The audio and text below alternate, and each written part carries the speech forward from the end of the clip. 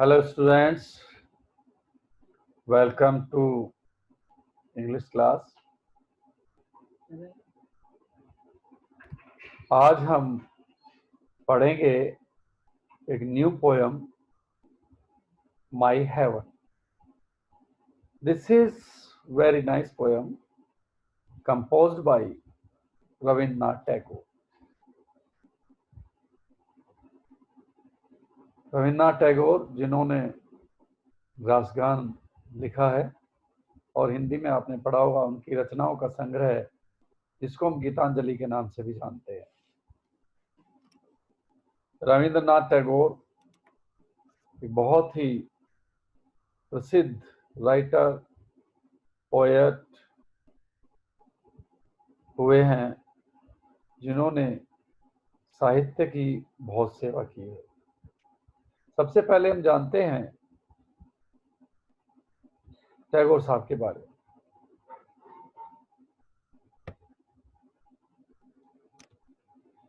About the poet,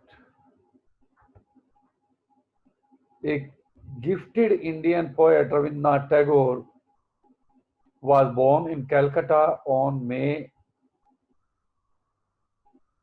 7, 1861. He belonged to a distinguished Brahmin family. He was educated mostly at home and then in England. His father's name was Maharishi Devendranath Tagore. He was a poet, playwright, critic, essayist, novelist, short story writer, and educationist.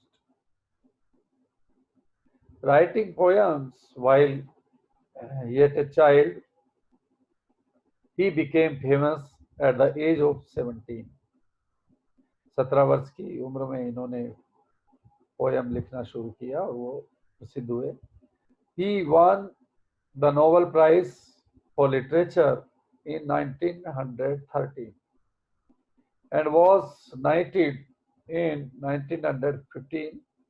His many sides, genius, compel admiration. His lyrics are marked by spontaneous flow. He founded a famous school, Shanti Niketan, which has now become a university named विश्व Bharti university. इन्होंने Shanti Niketan school की स्थापना की थी, विद्यापीठ की स्थापना की थी और वो बाद में विश्व भारती विश्वविद्यालय के नाम से विख्यात हुआ. His main works includes Gitanjali 1913, The Crescent Moon 1917, The King of the Dark Chamber 1914, My Reminiscences 1917, Gora and Home and the World 1919. Jana Gana Mana, the national song, was also given by him. In Chittoor district in 1919, he gave up the knighthood in protest against the Jallianwala Bagh massacre. He passed away in 1941. Gandhiji was addressed him as Gurudev. Gandhi ji Rabindranath Tagore ji को गुरुदेव कह करके बुलाते थे. तो ये उनका परिचय था रविन्द्रनाथ टैगोर जी का. उन्होंने साहित्य की बहुत साधना की और उनके पिता भी एक जो है राइटर और स्टोरी राइटर, नॉवलिस्ट और पोएट थे. About the poem My Heaven is written by Tagore, who won the Nobel Prize for Literature in 1913. इस पोयम के लिए उन्हें 1913 में एक नोबेल प्राइज दिया गया था and was knighted in 1915. The poem is suggestive of Tagore's love for his motherland. It is one of the most popular and effective lyrics of Tagore. In this inspiring poem, he prays to God for the spiritual emancipation of his country. True freedom lies in a full and virtuous things. He imagines a country where the people's mind should be free from fear and narrow-mindedness.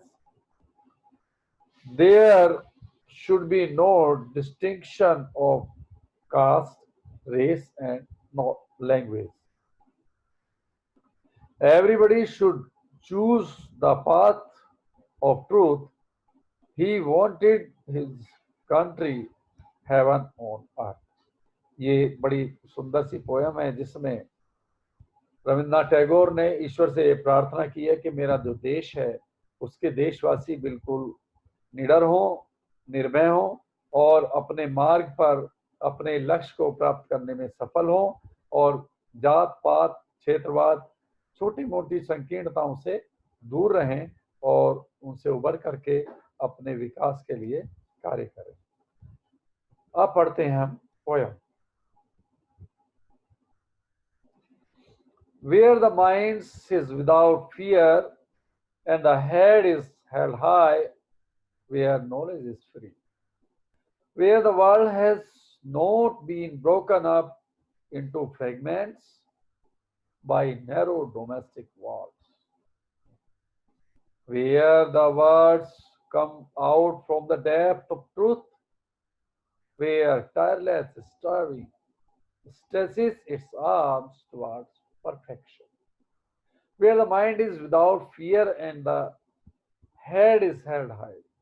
हे परमात्मा, हे ईश्वर, मेरे देश को ऐसा आशीर्वाद देना या मेरे देशवासियों को इतनी हिम्मत देना कि उनका दिमाग से डर दूर भाग जाए, यानी कि वे निडर हों।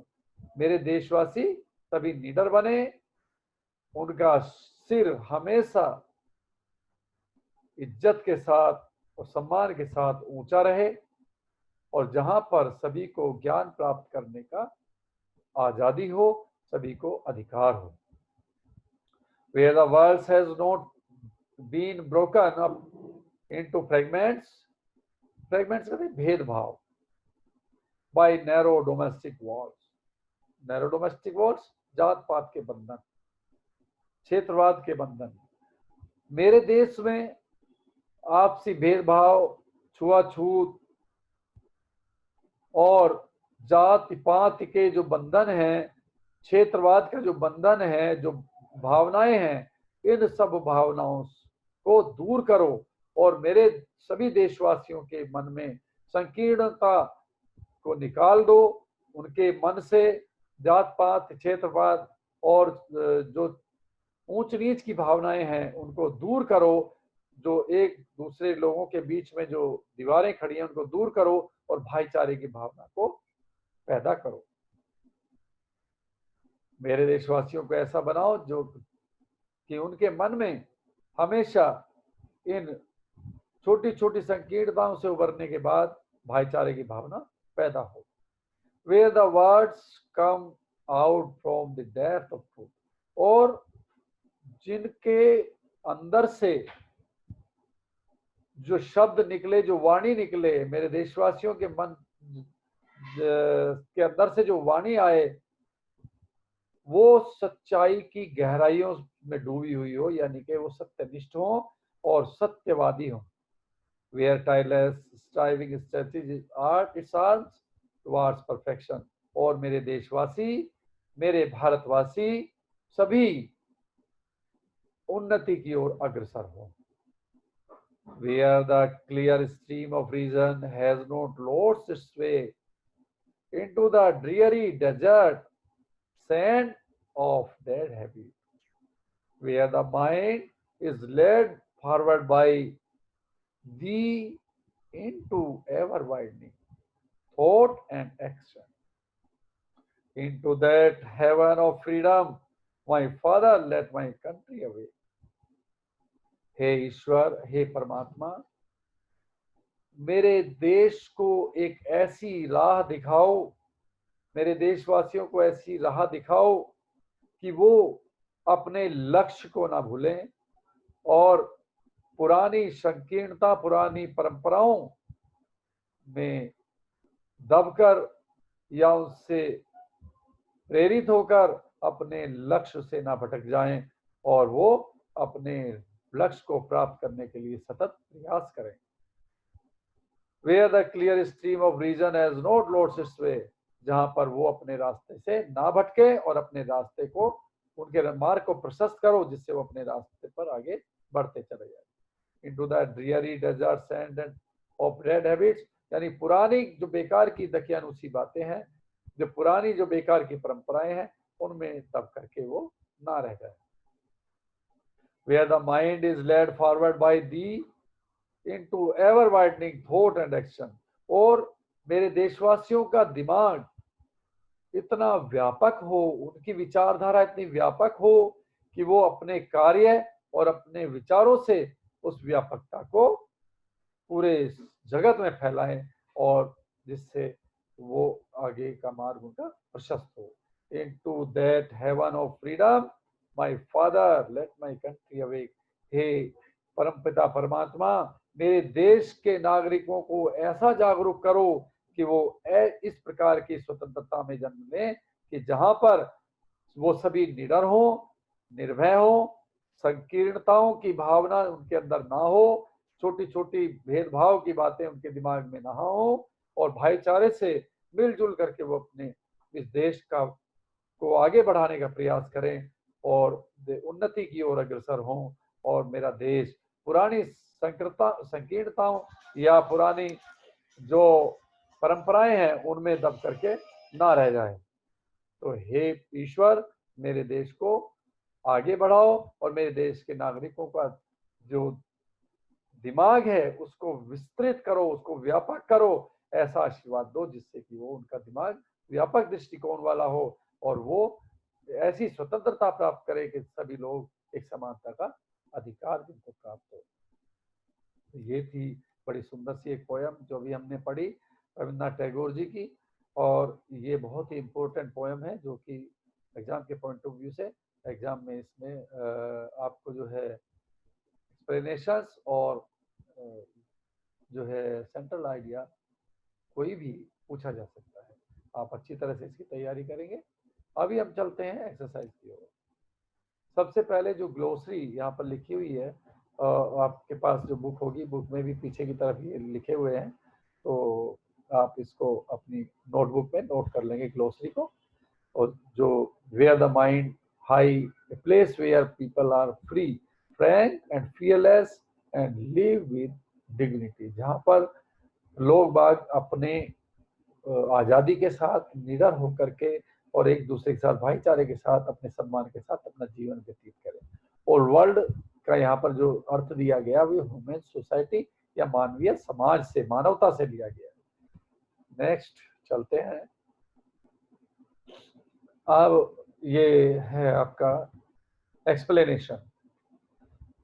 एक्सप्लेनेशन इसमें हमने where the country awake, where the mind domestic walls, यानी कि जो यहाँ पर ये स्टैंजा दिया गया इसका आपको यहाँ एक्सप्लेनेशन लिखना है और ये एक्सप्लेनेशन को आप अपनी नोटबुक में नोट कर लेंगे। बहुत ही इंपॉर्टेंट एक्सप्लेनेशन है जो लगातार कई सालों तक आता रहा है। सेंट्रल आइडिया, सेंट्रल आइडिया भी जैसा मैंने आपको पहले बताया था कि बहुत ही इंपॉर्टेंट है ये पोयम, और इस पोएम का सेंट्रल आइडिया या एक्सप्लेनेशन अवश्य आता है। तो यहाँ पर जो सेंट्रल आइडिया मैंने दिया है, इस सेंट्रल आइडिया को भी आप नोट कर लेंगे। इसका पीडीएफ भी मैं आपको सेंड कर दूंगा ग्रुप में, आप पीडीएफ से भी नोट कर सकते हैं। और बाकी अगर आप इस लिंक से नोट करना चाहते हैं तो इस वीडियो लिंक से भी नोट कर सकते हैं। एक चीज मैं और आपको बताना चाहूंगा कि जो भी मैं ये वीडियो आपको भेजता हूँ, ये मेरा यूट्यूब चैनल है मेजर लवकेश सुहेला के नाम से, और वहां पर जब आप दिए गए लिंक पर ब्लू लिंक जो दिया गया होता है उस लिंक पर टैप करेंगे तो आपको मेरा चैनल मिलेगा। उस चैनल में आप इस पोएम को पढ़ेंगे वीडियो के साथ, और उसके बाद में अगर आप इस पोएम मेरे चैनल को लाइक और सब्सक्राइब कर देंगे और बेल आइकन दबा देंगे तो आपको आने वाले जो लेक्चर्स मैं अपलोड करता हूँ यूट्यूब चैनल पर वो उसका नोटिफिकेशन मिल जाएगा और आप आसानी से अपनी पढ़ाई कर सकते हैं। तो ये जो मैंने आपको बताया कि इस चैनल को सब्सक्राइब, लाइक और बेल आइकन बटन दबाना ना भूलें। ओके, जय हिंद, धन्यवाद आपने इस क्लास को ज्वाइन किया, और अब मैं फिर से हाजिर होऊंगा एक नई पोएम के साथ। लेते हैं विदा। Thank you.